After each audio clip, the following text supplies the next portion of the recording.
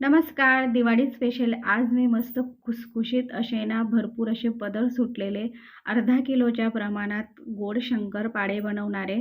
तर वाटीचं अगदी अचूक प्रमाण वापरून मी अशा पद्धतीने छान मस्त अगदी तोंडात टाकताच विरघळणारे हे गोड शंकरपाळे इथे मी बनवलेले आहेत. तर काही मी इथं छोट्या-मोठ्या टिप्ससुद्धा तुमच्यासोबत इथं शेअर करणार आहे.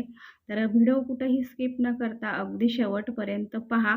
म्हणजे तुम्ही देखील मस्त अशा पद्धतीने खूप सारे मस्त असे लेयर सुटलेले शंकरपाळे अचूक प्रमाणात बनवू शकतात. तर पटकन सुरू करूयात आपण छान मस्त ही शंकरपाळ्याची रेसिपीला. तर पहा इथं मी शंकरपाळे बनवण्याकरिता सर्वात आधी 1 वाटीभर पाणी घेतलेलं आहे आणि त्याच वाटीने 1 वाटीभर आपल्याला साखर घ्यायची आहे. तर प्रमाण मोजताना वाटी किंवा कप कुठलंही एकच प्रमाण घ्या.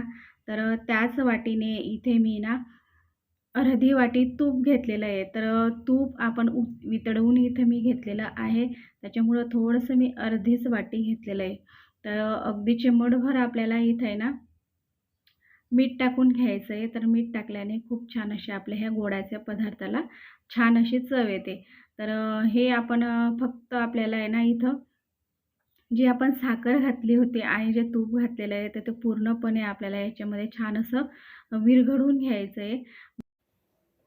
तर पहा साखर चांगली आपली विरघळून गेलेली आहे आणि एक उकळीसुद्धा आलेली आहे. ह्या पाण्याला आपल्याला छान असं थंड करून घ्यायचं आहे. तर इथे मी आता एक पसरट भांडं घेते आणि त्याच्यामध्ये आपल्याला मैदा टाकून घ्यायचा आहे. तर ज्या वाटीने इथे मी साखर, तूप आणि पाणी मोजून घेतलं होतं ना, त्याच वाटीने आपल्याला इथं मैदासुद्धा मोजून घ्यायचा आहे. म्हणजे अगदी परफेक्ट प्रमाणात तुमचे शंकरपाळे बनवून तयार होतील. तर एक वाटी मी इथं पाणी आणि साखर घेतलं होतं आहे. तर त्याच प्रमाणात आपल्याला 5 वाट्या आपल्याला मैदा घ्यायचा आहे. तर अगदी बरोबर आपलं हे प्रमाण आहे. कुठंही आपल्याला जास्त कमी साहित्य लागत नाही. अगदी बरोबर आपलं अर्धा किलोच्या प्रमाणात हे शंकरपाळे छान असे खुसखुशीत बनून तयार होतात. तर आता आपल्याला जे काही थंड करून घेतलेलं जे पाणी आपण केलं होतं, तर ते टाकून घ्यायचं आहे. तर सुरुवातीला मी थोडंसं पाणी इथे ना उरवून घेतलेलं आहे. म्हणजे आपल्याला आहे ना लागेल तसं हे पाणी टाकून आपल्याला छान असं हे पीठ मळून घ्यायचं आहे. आता हे शंकरपाळ्याचं पीठ मळत असताना आपल्याला जास्त काय असं जोर लावून मळायचं नाही आहे. अगदी हलक्या हाताने आपल्याला हे पीठ फक्त आहे ना अशा प्रकारे छान असं गोळा करायचा आहे.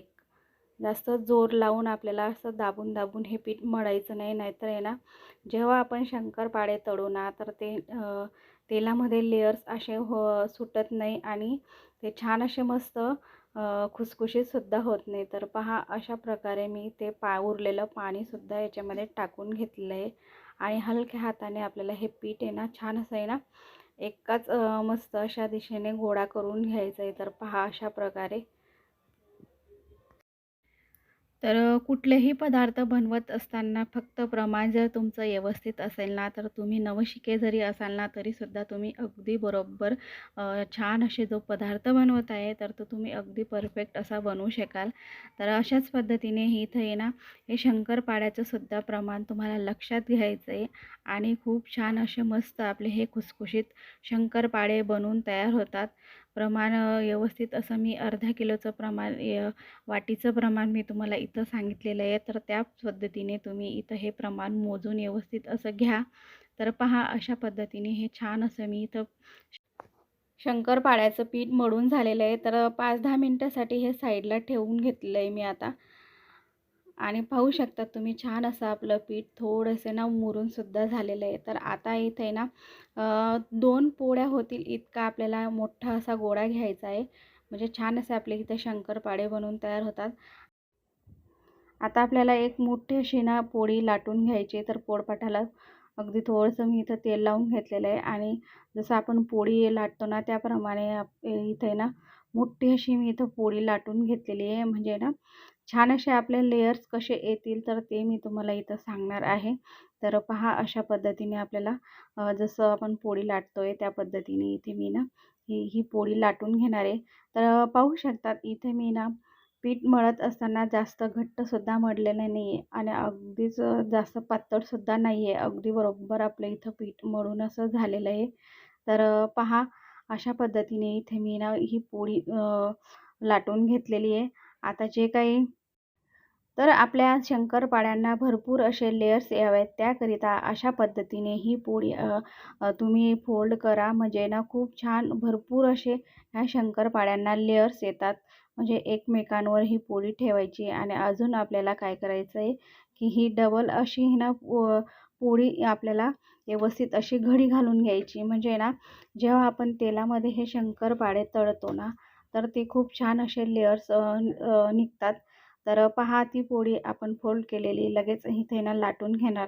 तर मी इथं जाडसरच अशी ना ही पोळी लाटून घेतलेली आहे. जास्त बारीक करायची नाही आहे आणि लाटत असताना जास्त जोर लावून दाबून असे आपल्याला इथं लाटायचं नाही. अगदी हलक्या हाताने हळूहळू आपल्याला व्यवस्थित अशी ही शंकरपाळ्याकरिता ही पोळी लाटून घ्यायची आहे. तर पहा इथे मी अशा पद्धतीने छान अशी मस्त अशी पोळी लाटून घेतलेली आहे. जाडसरच आहे. तर आता लगेच इथे ना मी कट करून घेणार. तर हे शंकरपाळे तुम्हाला कुठल्या शेपमध्ये हवेत त्याप्रमाणे तुम्ही इथं कट करून घेऊ शकतात. पण नेहमीप्रमाणे आपण ज्या प्रकारे हे शंकरपाळे कट करून घेतो त्याच पद्धतीने आपल्याला छान असे शंकरपाळे इथं कट करून घ्यायचे आहेत. तर पाहू शकतात मस्त असे आपले हे शंकरपाळे इथे ना कट करून घेणार आहे मी इथं. आता हे शंकरपाळे तुम्ही एका साईडला लाटून घेतले आणि एका साईडला तुम्ही तळूनसुद्धा घेऊ शकतात. कारण मंद गॅसवर आपल्याला हे छान असे ना तळून घ्यायचे राहतात. त्याच्यामुळे ना तुम्ही एका साईडला इथं लाटूनसुद्धा घेऊ शकतात आणि एका साईडला शंकरपाळे तुम्ही इथं तळूनसुद्धा घेऊ शकतात. ते सुद्धा झटपट असे होतात.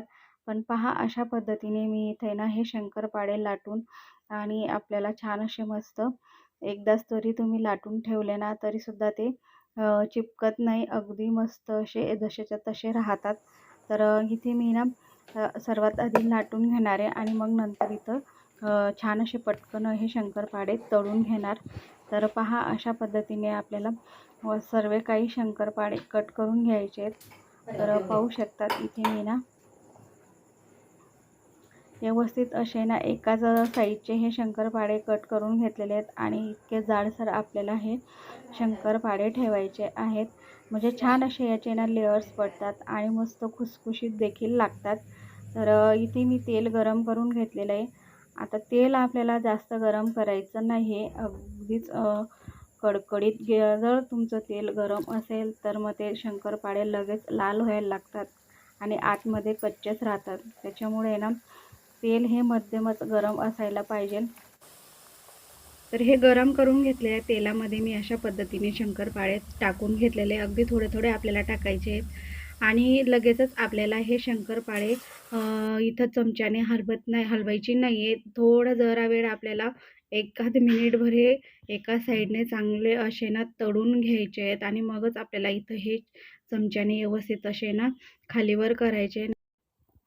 तर बघू शकतात आपल्या ह्या शंकरपाळ्यांना किती छान असे लेयर्स आलेले आहेत. तर मी इथं मंद गॅसवर छान असे मस्त हे ना सोनेरी रंग येऊस तोपर्यंत छान हे शंकरपाळे पहा अशा पद्धतीने इथं तळून घेतलेले आहेत आणि किती सुंदर असे दिसायला देखील मस्त असे शंकरपाळे दिसत आहेत आणि लेयर्स तर तुम्ही पाहू शकतात खूप छान मस्त अशा आपल्या ह्या शंकरपाळ्यांना आलेले आहेत. तर अशाच पद्धतीने मी इथं सर्व काही शंकरपाळे छान मस्त इथं तळून घेणार आहे. जर का तुमचं तेल जास्त गरम झालं असेल तर थोडा वेळसाठी गॅस बंद करून घ्यायचं आहे आणि मग कमी गॅसवर आपल्याला छान मस्त हे शंकरपाळे तळून घ्यायचे आहेत. खूप छान असे मस्त खमंग आणि खुसखुशीत आपले इथे ना हे शंकरपाळे बनवून तयार होतात. तर अशा पद्धतीने नक्कीच तुम्ही देखील करून पहा. तर शंकरपाळे लाटण्यापेक्षा आहे ना तळायला खूप जास्त वेळ लागतो, कारण आपल्याला अगदी कमी म्हणजे मंद गॅसवर हे शंकरपाळे तळायचे असतात.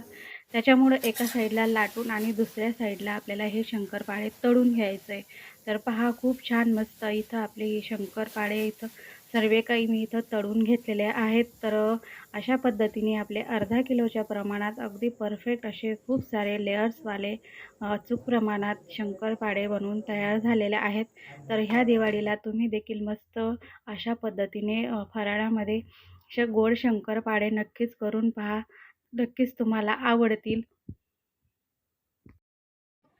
तर कसे वाटले माझी शंकरपाळ्याची रेसिपी हे कमेंट करून कळवा. जर का तुम्हाला माझी रेसिपी आवडली असेल तर एक लाईक करा आणि आपल्या चॅनलवर नवीन असाल तर चॅनलला नक्कीच सबस्क्राईब करा. तर भेटूयात अशाच नवीन आणि छान छान व्हिडिओसोबत.